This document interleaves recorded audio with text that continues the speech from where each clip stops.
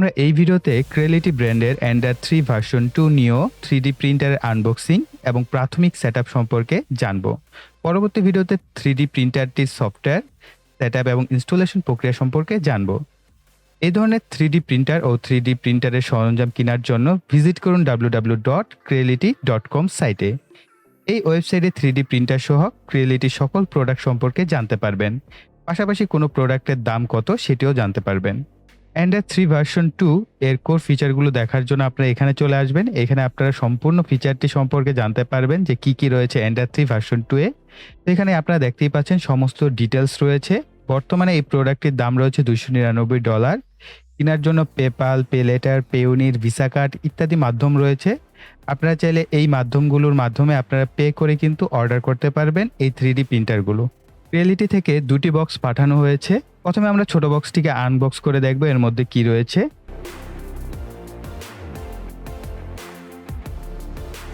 এর মধ্যে রয়েছে 3D প্রিন্টিং এর জন্য ফিলামেন্ট। সো বক্সের পিছনে বিভিন্ন তথ্য দেওয়া রয়েছে।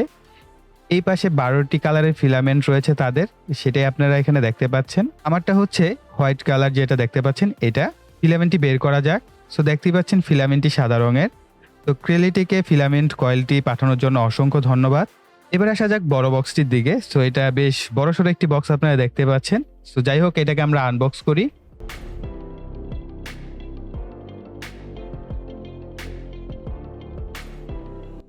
বক্সটি খোলার পর উপরে বেশ বড় একটি প্রোটেক্টিং ফোম দেওয়া রয়েছে।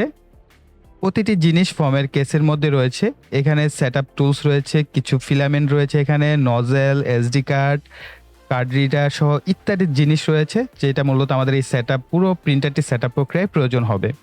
এর মধ্যে রয়েছে একটি sticker, quick setup guide, Creality থেকে আসা একটি চিঠি, আর রয়েছে একটি warranty card. So warranty card বাংলাদেশে ভ্যালিড হবে কিনা এটা আসলে আমার জানা নেই। যাই হোক, এরপর রয়েছে একটি পাওয়ার সাপ্লাই কেবল। এটার নাম আমার আসলে জানা নেই। এটা মূলত 3D প্রিন্ট হওয়ার পরে অনেক সময় ফিলামেন্ট এটার বেসের সাথে লেগে থাকে, তখন ওই অবশিষ্ট অংশগুলোকে তোলার জন্য মূলত এই টুলটা মূলত ব্যবহার করা হয়। তো তার জন্য হচ্ছে এটা আমাদের প্রয়োজন হবে। এরপর রয়েছে প্রিন্টারের ডিসপ্লে স্ক্রিন, যার সাথে একটি নব সুইচ লাগানো রয়েছে। এটাকে বলা হয় ম্যাটেরিয়াল র্যাক, যার মধ্যে ফিলামেন্ট মূলত ঝুলাতে হয় বা এটার মধ্যে ফিলামেন্টটাকে যুক্ত করতে হয়। পরের কম্পার্টমেন্টে মূলত 3D প্রিন্টারের মূল যে দুটি অংশ রয়েছে, সেই দুটি অংশ, একটি হচ্ছে জেন্ট্রি ফ্রেম এবং অপরটি হচ্ছে বেস ফ্রেম প্যাকেজ। তো এই দুইটা বেশ হেভি, সো এই কারণে আমি বের করে দেন আপনাদের সাথে দেখাচ্ছি। বেস ফ্রেমের উপর জেনেট্রি ফ্রেমটি এইভাবে মূলত আমাদের সেটআপ করতে হবে। উপরের এই প্লেটটি হচ্ছে ম্যাগনেটিক একটি প্লেট। টুল বক্সে 5টি স্ক্রু দেওয়া রয়েছে। এই স্ক্রুগুলো হচ্ছে M545 স্ক্রু। এখান থেকে আমরা 4টি স্ক্রুর সাহায্যে জেনেট্রি ফ্রেমটি মূলত আমাদের এই বেস ফ্রেমের সাথে লাগিয়ে নিব। এরপর আমাদের যে ম্যাটেরিয়াল র্যাকটি রয়েছে, এটিকে আমাদের এই ফ্রেমের উপরের অংশে এইভাবে এলএন কির সাহায্যে শক্তভাবে লাগিয়ে নিতে হবে।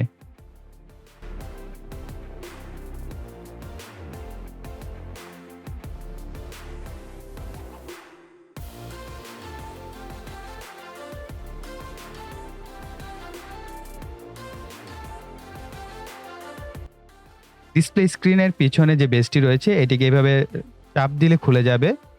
প্রিন্টার বেসের ডান পাশে এইভাবে বেসটি বসিয়ে এলএন কির সাহায্যে টাইট করে লাগিয়ে নেব।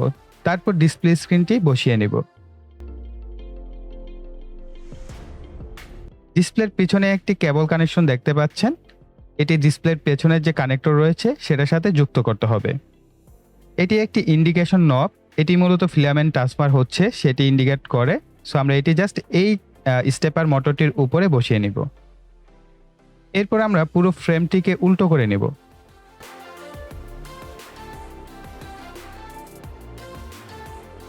এখানে 3টি কানেক্টর দেখতে পাবেন, একটি এক্স, ই, এক্স চিহ্নিত করা।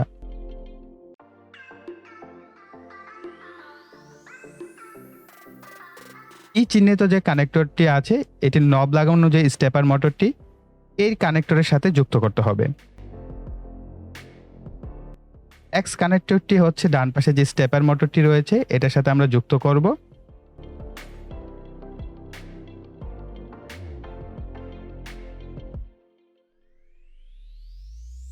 আর ছোট এক্স কানেক্টরটি হচ্ছে এই মোটরের সামনের দিকে একটি কানেক্টর রয়েছে, সেটার সাথে যুক্ত করতে হবে।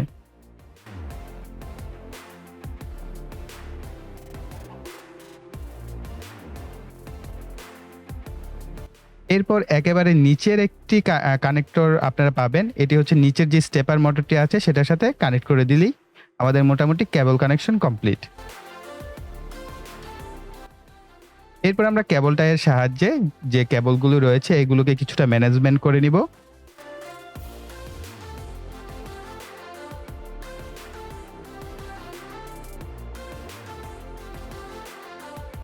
কেবল টাইয়ের অতিরিক্ত অংশগুলোকে আমরা কেটে ফেলবো। প্রিন্টারের সাথে আসা পাওয়ার কেবলটি এখন আমরা সংযোগ করে নিব। একটা বিষয় ইম্পর্টেন্ট, এই হলুদ স্টিকারের উপরের দিকে যদি তাকান তাহলে কত ভোল্টেজ আছে বা আমাদের প্রিন্টারটি কত ভোল্টেজে সিলেক্ট করা রয়েছে সেটি দেখতে পাবেন। যদি 230 থাকে তাহলে তো ঠিকঠাক আছে। যদি এখানে 115 ভোল্ট সিলেক্ট করা থাকে তাহলে এই সাদা অংশটিকে আপনারা স্ক্রুড্রাইভার বা টেস্টারের মাধ্যমে টেনে এটাকে 230 ভোল্টে সিলেক্ট করে নেবেন। এটা খুবই ইম্পর্টেন্ট, আদারওয়াইজ কিন্তু আপনার প্রিন্টারটি যদি আপনি ভুল ভোল্টেজ সিলেক্ট করে পাওয়ার সাপ্লাই দেন তাহলে কিন্তু আপনার প্রিন্টারটি নষ্ট হয়ে যেতে পারে। এখন সাথে আসা যে ফিলামেন্টগুলো আছে সেগুলো আমরা যে ট্রে রয়েছে সেটা আমরা যুক্ত করে নেব।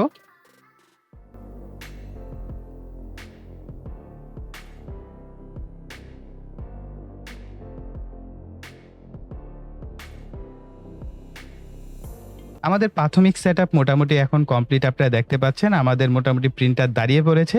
তো পরবর্তী ভিডিওতে আমাদের যে সফটওয়্যার ইনস্টলেশন এবং এটা যে XYZ বিভিন্ন ধরনের সেটআপগুলো আছে সমস্ত বিষয় আমরা পরবর্তী ভিডিওতে শিখব এবং চেষ্টা করব যে কিভাবে প্রিন্ট করতে হয় সেই প্রক্রিয়াটি আমরা শেখার।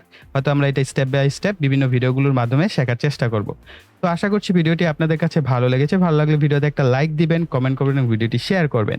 আর যারা এখনো চ্যানেলটিকে সাবস্ক্রাইব করেনি চ্যানেলটিকে সাবস্ক্রাইব করে পাশে বেল বাটনটি অ্যাক্টিভ করে দিবেন পরবর্তী ভিডিওর নোটিফিকেশন পাওয়ার জন্য। সো এই বলে এখানে বিদায় নিব। সকলে ভালো থাকবেন, সুস্থ থাকবেন, টাটা।